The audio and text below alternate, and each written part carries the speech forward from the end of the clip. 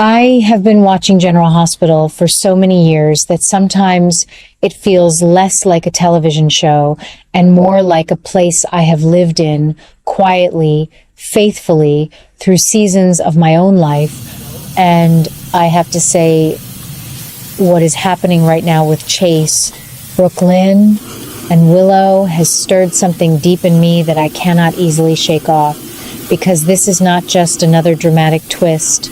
This is the kind of emotional storm that tests what we believe about love, loyalty, and the fragile line between right and wrong. And I find myself asking a very simple question first: how much can one man endure before he stops recognizing himself? And I do not have to wait long to answer it, because I can already see Chase standing right at that edge, worn down by truth, by fear, and by a kind of pressure that no good-hearted man should have to carry alone. When Chase learns that Brook Lynn has been arrested, something inside him does not just break, it fractures in a quiet, dangerous way. The kind that does not explode right away, but slowly spreads through every decision he makes afterward. And I keep asking myself, does he still trust her? Or is he holding on to something that has already slipped away? And the answer to me feels painfully clear. He wants to trust her. He needs to trust her. But the truth has already planted doubt in his heart. And once doubt is there, it does not leave easily, especially not in Port Charles, where secrets have a way of growing teeth. And then there is the child, little Phoebe. And I have to pause here because this part hits differently for someone like me who has seen families come together and fall apart on this show more times than I can count, because this is no longer just about a marriage. This is about stability, about responsibility, about whether Chase can continue being the kind of man who provides a safe home.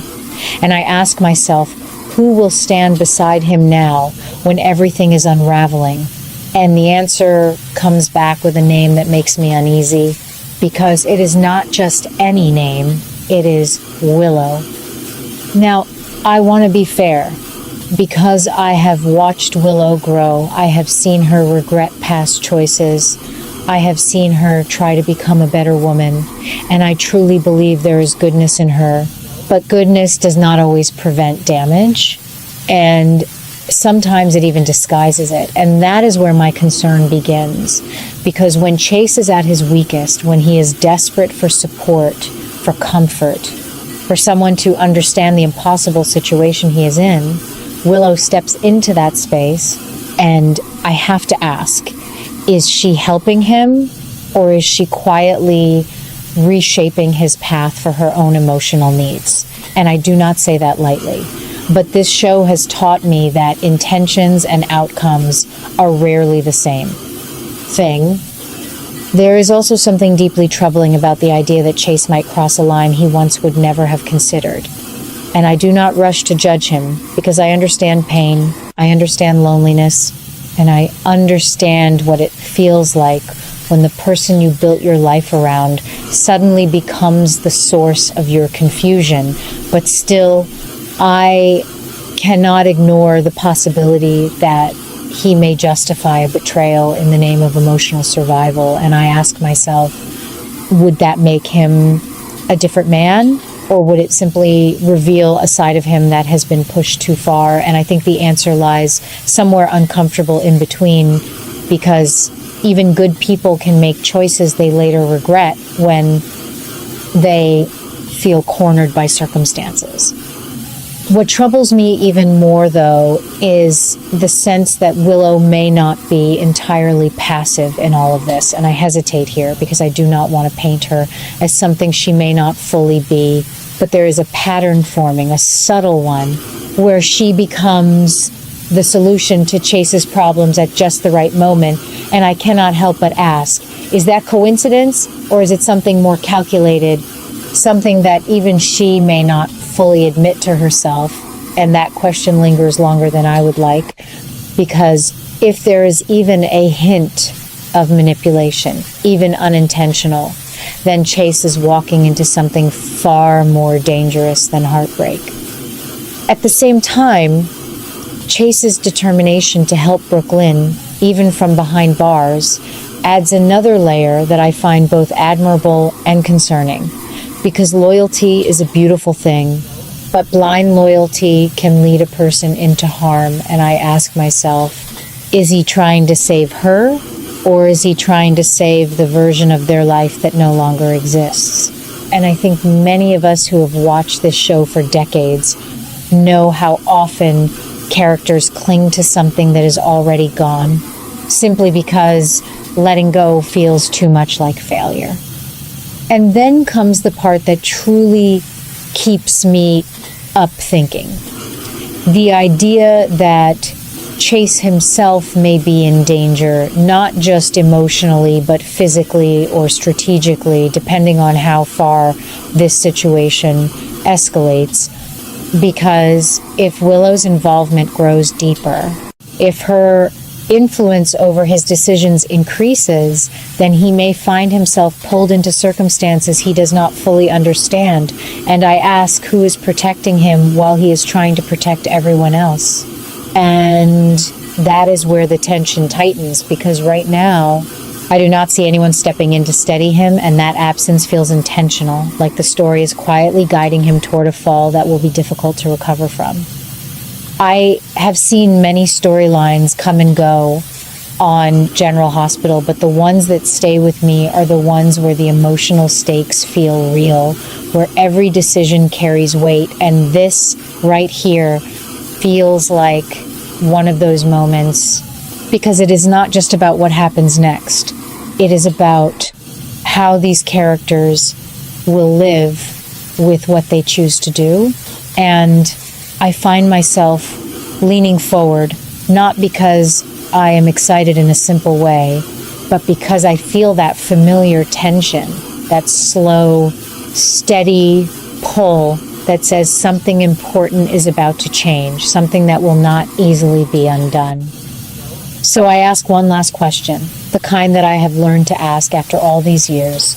Is this the beginning of Chase losing himself, or the beginning of him finally seeing the truth about the people around him?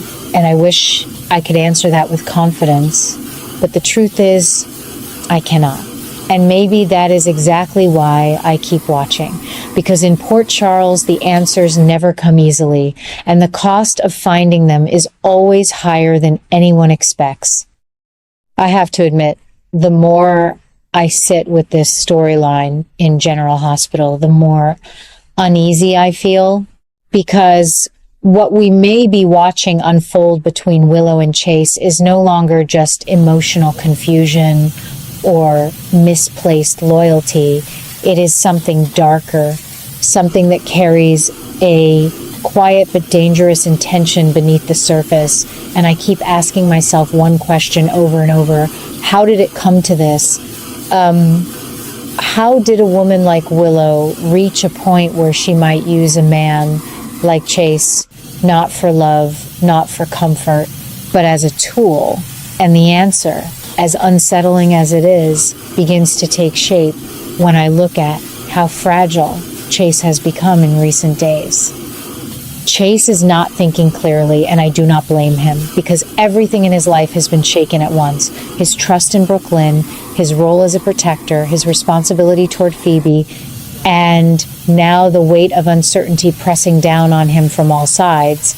And that kind of pressure can make even the strongest person vulnerable to influence, and that is exactly where Willow seems to step in. Not loudly, not aggressively, but quietly, carefully, positioning herself as the one person he can lean on when everything else feels unstable. But is she really helping him, or is she guiding him somewhere he does not even realize he is going? And I think the answer is far more troubling than we want to admit. The idea that Willow could push Chase into becoming her extension inside the PCPD is something that chills me, because it changes the entire nature of their connection.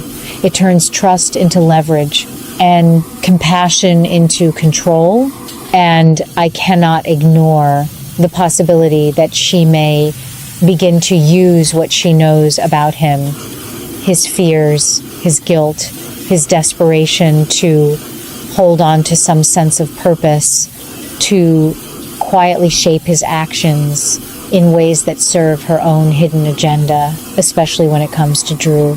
Because if Drew becomes the center of this dangerous plan, then everything else becomes collateral damage.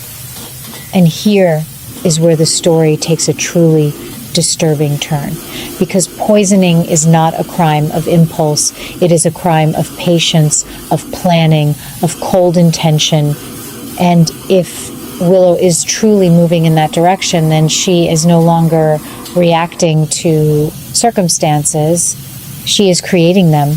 And I find myself asking, is Chase aware of what he is being pulled into, or is he being guided step by step, decision by decision, until there is no turning back? And that question lingers heavily, because once he crosses that line, even unknowingly, the consequences will not just follow him, they will define him. What makes this even more painful to watch is that Chase may believe he is doing something necessary, something justified, especially if Willow frames it as a way to protect others or to correct some perceived injustice.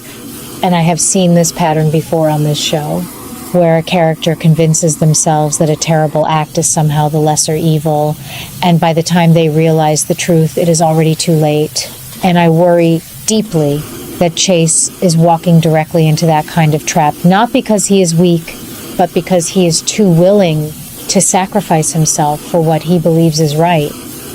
At the same time, there is an emotional manipulation that cannot be ignored, because if Willow begins to pressure him, to remind him of everything he stands to lose, his future with Phoebe, his sense of duty, his already fractured relationship with Brook Lynn, then what starts as influence can quickly turn into coercion.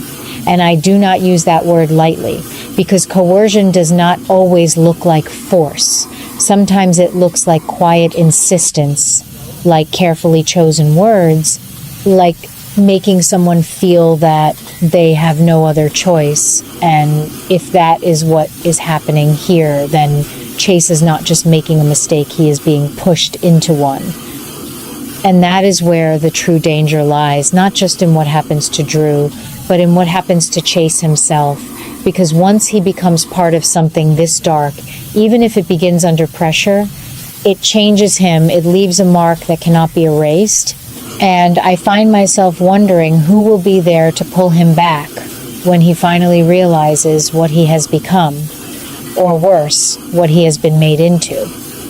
This storyline is not just about suspense or shock. It is about the slow erosion of identity, the way a good man can be drawn into something terrible without even recognizing the moment he crosses the line. And I cannot shake the feeling that we are watching that moment approach, quietly but steadily. And when it arrives, it will not just affect one or two characters. It will send ripples through everything connected to them, leaving behind consequences that no one can easily escape.